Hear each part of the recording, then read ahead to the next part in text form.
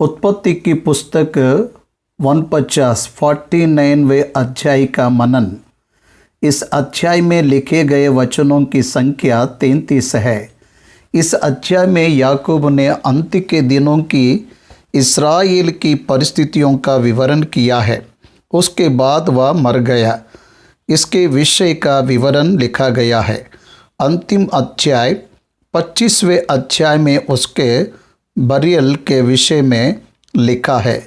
उसकी मृत्यु का विषय 49वें अध्याय में बताया गया है। उसके अंत की बातें, भविष्यवाणी की बातें बहुत ही प्रमुख है। पहला वचन, फिर याकूब ने अपने पुत्रों को यह कहकर बुलाया कि इकट्ठा हो जाओ, मैं तुमको बताऊंगा कि अंत के दिनों में तुम पर क्या क्या बीतेगा। अंत के दिन अर्थात क्या है? प्रभु यीशु मसीह पुनरुत्थान होकर आरोहित होकर जाने के बाद संभव हुए सभी दिनों को भी अंत के दिनों के रूप में गिना गया है। अन्य जाति के उद्धार के लिए परमेश्वर ने सुसमाचार देने के बाद का समय अंत का दिन है। प्रभु आकाश में आरोहित होकर जाकर फिर वापस आने वाला समय वह रहस्य है। कितने समय के बाद वह वापस आएगा किसी को भी नहीं पता है। वह अंत का दिन है, एंड टाइम्स। प्रभु यीशु मसीह के फिर वापस लौटकर आने पर इस एंड टाइम्स में 7 साल के महाश्रमों का समय भूमि पर रहेगा। इसमें कलीसिया नहीं रहेगी। कलीसिया आकाश के मध्य में उठा ली जाएगी। प्रभु के आकाश के मध्य में आने पर वहाँ पर 7 साल विवाह का महोत्सव होगा। उसके बाद वह पृथ्वी पर पैर रखेंगे।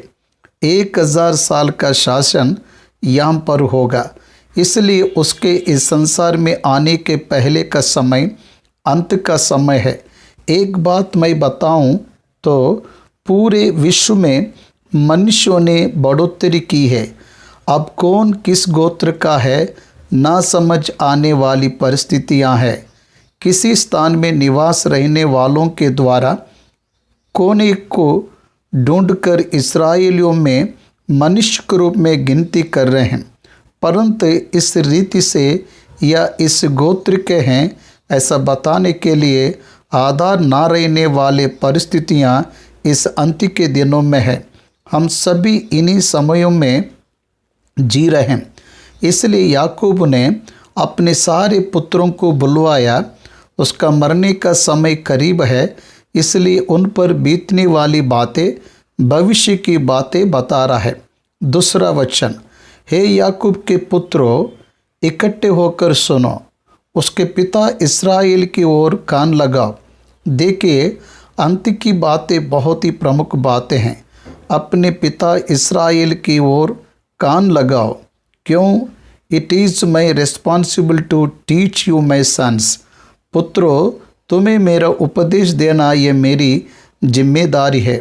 तुम्हारे भविष्य को परमेश्वर के पक्ष में तुम्हें बताने के लिए परमेश्वर ने मुझे बताई हुई बातें बताता हूँ। आकर सुनो। हे रूबेन, तू मेरा जठा, मेरा बल और मेरा पौरुष का पहला फल है। प्रतिष्ठा का उत्तम बाग और शक्ति का भी उत्तम बाग तू ही है। तू जो जल की नाई उबलने वाला है, इसलिए औरों से श्रेष्ठ ना ठहरेगा, क्योंकि तू अपने पिता की काट पर चढ़ा। तब तूने उसको अशुद्ध किया, वह मेरे बिचौने पर चढ़ गया। देखिए, उत्पत्ति के 35वें अध्याय के 22वें वचन में रूबेन की बिला के साथ कुकर्म करने वाली बातें याकूब को पता चली है, ऐसा लिखा गया है।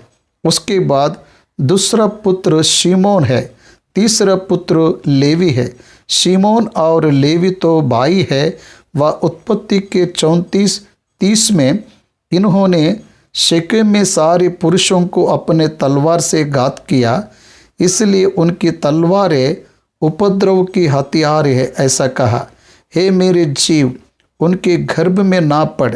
हे मेरी महिमा, उनकी सभा में मत मिल, क्योंकि उन्होंने कोप से मनुष्यों को घात किया और अपनी ही इच्छा पर चलकर बैलों की पूंछें काटी है, दिखाकर उनके कोप को जो प्रचंड था और उनके रोष को जो निर्दय था, मैं उन्हें याकूब में अलग अलग और इस्राएल में तितर बितर कर दूंगा। देखिए, उनके लिए निर्दयी वाली बातें कह रहा है। उनकी बहन दीना के साथ कुकर्म किए हुए हमोर के पुत्रों में से शेकेम को उसके पूरे घर के लोगों का कत्ल करके पीड़ित होने के संदर्भ में घरों में घुसकर उन्हें लूटकर उन्हें घात किया। उसके कारण याकूब बहुत दुखी हुआ।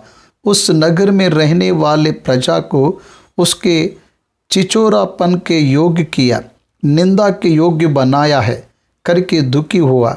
इस स्थिति को लाए हुए पुत्र तितर बितर किए जाएंगे करके कहा। अब यहूदा यीशु मसीह का मूल पूर्वज है। वह स्तुति के योग्य बनेगा, अर्थात यह यीशु मसीह के विषय बताई हुई बात है। हे यहूदा, तेरे भाई तेरा धन्यवाद करेंगे, तेरा हाथ तेरे शत्रुओं के गर्दन पर पड़ेगा, तेरे पिता के पुत्र तुझे दंडवत करेंगे। प्रभु यीशु मसीह के सामने सर्व संसार दंडवत करती है। फिलिप्पियों की पत्री 2 अध्याय इसकी गवाही देती है। यहूदा का सिंह का डावरू है। यहूदा के द्वारा राजा आए हैं। यहूदा के द्वारा बेतलहेम और यरूशलेम के नगरों में शासन किए हुए हैं। 20 राजा सुलोमान के बाद आए हुए संतान राज करते हुए उस नगर पर शासन किए हैं। बबुलोन में जाने तक भी वह उस नगर में राजा बने रहे। वह सिंहनी के समान दबकर बैठ गया, फिर कौन उसको छोड़ेगा। उसके बाद यहूदा में से शीलो आता है। शीलो अर्थात भेजा हुआ व्यक्ति, वह यीशु मसीह के विषय बताया गया है। यीशु मसीह का राजदंड संसार में टुकराया ना जाएगा। उसके वंश से व्यवस्था देने वाला अलग ना होगा और राज्य के लोग उसके अधीन हो जाएंगे। वह अपने जवान गधे को दाखलता में और अपने गधे के बच्चों को उत्तम जाति की दाखलता बांधा करेगा। उसने अपने वस्त्र दाख मधु में और अपना पहरावा दाख के रस में धोया है। ये भी यहूदा की संतान में से आने वाला यीशु मसीह क्रूस के संदर्भ में वह रक्त से भरे हुए पहनावे के विषय में उसका बांटा गया हुआ वह वस्त्र रक्त से भरे हुए वस्त्र के समान रहना वह देख रहे हैं। इसलिए अपने वस्त्र दास मधु में और अपना पैरवा दाग के रस में धोया करके बताया। उनकी आंखें दाकु मधु से चमकीली और उसके दांत दूध से श्वेत होंगे। देखिए, लाल और श्वेत को सूचित कर रहा है। मसीह का लहू उद्धार को, दूध का श्वेत पवित्रता को स्मरण दिलाता है। उसके लहू के उद्धार के द्वारा पवित्र हो जाएंगे करके बता रहा है। जबूलून समुद्र के तीर पर निवास करेगा। वह जहाज़ों के लिए बंदरगाह का काम देगा और उसका परला बाग सीदोन के निकट पहुँचेगा। इस्साकार एक बड़ा और बलवंत गधा है जो पशुओं के बाड़ों के बीच में दबका रहता है। उसने एक विश्राम स्थान देखकर कि अच्छा है और एक देश के मनोहर है, अपने कंधों को बोझ उठाने के लिए झुकाया और बेगारी में दास का सा काम करने लगा। इस्साकार दास बनेगा। जबूलून व जहाज़ों के लिए बंदरगाह का काम देखेगा करके बताया। 16वां वचन में बिला का पुत्र दान का एक गोत्र होकर अपने जाति भाइयों का न्याय करेगा। दान मार्ग में का एक सांप और रास्ते में का एक नाग होगा जो घोड़ों की नली को डसता है, जिससे उसका सवार पछाड़ खाकर गिर पड़ता है। 18वां वचन, हे यहोवा, मैं तुझसे उद्धार पाने की बाट जोता आया हूँ। गाद पर एक दल चढ़ाई तो करेगा, पर वह उसी दल के पिछले भाग पर छापा मारेगा। देख रहे ना, गाद के विषय में उस पर चढ़ाई की जाएगी, उसी प्रकार से गाद भी पिछले भाग पर मारेगा। यह शब्द उत्पत्ति के 3 अध्याय में पिछले भाग पर मारना, वह तुझे सिर पर मारेगा करके शैतान से बताई हुई बात यहाँ पर हमें स्मरण करना है। अर्थात शत्रु मारेगा करके यहाँ पर अर्थ निकलता है। अब अशूर से जो उत्पन्न होगा वह उत्तम होगा। व्यवस्था विवरण 33:24 में मूसा अशूर के उत्तम अन्न के विषय में, मधुर पदार्थों के विषय में बातें किया है। अशूर राजा के योग्य स्वादिष्ट भोजन देगा। अब नप्ताली बिला का पुत्र नप्ताली एक छुटी हुई हरनी है, वह सुंदर बातें बोलता है। अब राहेल के पुत्र यूसुफ के विषय में 22वां वचन, यूसुफ बलवंत लता की एक शाखा है, वह सोते के पास लगी हुई बलवंत लता की एक शाखा है। शाखा कहने पर वह साथ रहकर संगति में परमेश्वर में रहता है करके बताया जाता है। उसकी डालियां बीत पर से चढ़कर फैल जाती है, वह बढ़ोतरी करेगा, ऐसा बताया जा रहा है। दंडरियों ने उसको कैदित किया और उस पर तीर मारे और उसके पीछे पड़े हैं। उसका धनुष दृढ़ रहा और उसकी बाह और हाथ याकूब के उस शक्तिमान ईश्वर के हाथों के द्वारा फुर्तीले हुए, जो इस्राएल का पत्थर भी ठहरेगा। चरवा करने वाला भी प्रभु यीशु मसीह ही है। प्रभु यीशु मसीह के कारण यूसुफ आशीष पाएगा करके, या तेरे पिता के उस ईश्वर का काम है जो तेरी सहायता करेगा। उस सर्वशक्तिमान का जो तुझे ऊपर से आकाश में की आशीषें और नीचे से गहरे जल में की आशीषें और स्तनों और गर्भ की आशीषें देगा। तू तेरी बाइबल के कारण, तू तेरे बाहुबल के कारण बलवंत होगा करके यूसुफ से कह रहा है।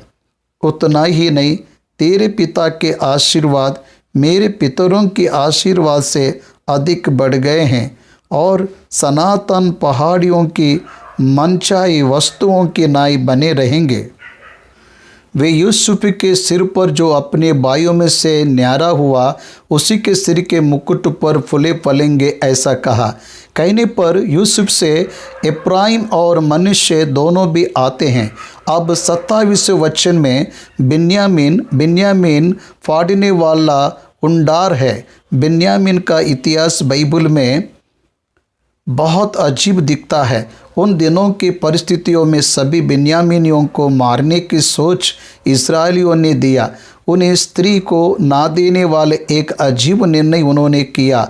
अजीब है, बिन्यामीन से ही सबसे पहला राजा शाऊल आया, इसलिए बिन्यामीन का गुण फाड़ने वाला गुण है, बेड़ियों के गुण को रखने वाले के समान है करके बताया। सवेरे तो वह आहार के भक्षण करेगा और शाम को लूट बाट करेगा।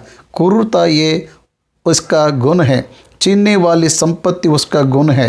अब 28वें वचन में इस प्रकार से 12 गोत्रों को याकूब ने उसके आशीष के अनुसार आशीष दिया।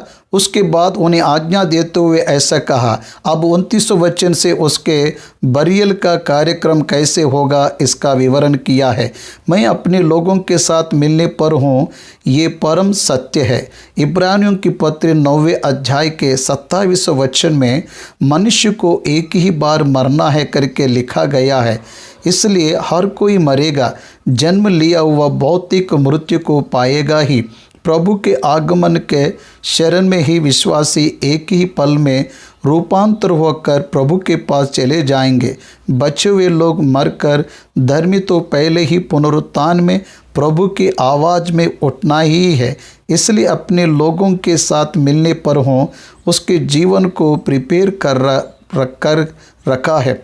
Prepared life, prepared himself to meet his lord. इसलिए कह रहा है, मैं अपने लोगों के साथ मिलने पर हूँ, इसलिए मुझे हित्ती एप्रोन की भूमि वाली गुफा में मेरे बाप दादों के साथ मिट्टी देना, अर्थात उसी गुफा में जो कनान देश में ममरे के सामने वाली मकपेला की भूमि है। इब्राहिम ने हित्ती एप्रोन के हाथ से इसे कब्रस्तान के लिए 400 टुकड़े चांदी देकर उस भूमि को खरीदा। ये विवरण उत्पत्ति 23वें अध्याय में सारा के मरने पर इब्राहिम ने एप्रोन के पास उस भूमि को खरीदा। वहाँ इब्राहिम और उसका पत्नी सारा को मिट्टी दी गई, और वही इसहाक और उसकी पत्नी रिबका को भी मिट्टी दी गई, और वही मैंने लिया को भी मिट्टी दी। वह भूमि और उसमें की गुफा हित्तियों के हाथ से मोल ली गई। ये आज्ञा जब याकूब अपने पुत्रों को दे चुका, तब अपने पाँव काट पर समेत प्राण छोड़े और अपने लोगों में जा मिला। प्राण को छोड़कर अपने लोगों में जा मिला। 147 की आयु में याकूब मर गया। उत्पत्ति को भक्त मूसा लिख रहा है। देखिए पूर्वजों के इतिहास को किस प्रकार से परिचय दे रहा है। पहले निर्गमन की पुस्तक को लिखा, उसके बाद उनका इतिहास जानने के लिए उत्पत्ति को लिखा। पवित्र आत्मा की अगुवाई के द्वारा इतिहास में वे सुनवाई के साथ सुने हुए इतिहास को आधार मानकर इन सारी संगठनों को मूसा ने ग्रंथस्थ किया। याकूब मर गया, मिस्र देश में मर गया, परंतु उसके लाश को लेकर कनान देश में जाना है। 50वें अध्याय में उसमें बरियल को प्रोसेस दिखाई दे रहा है।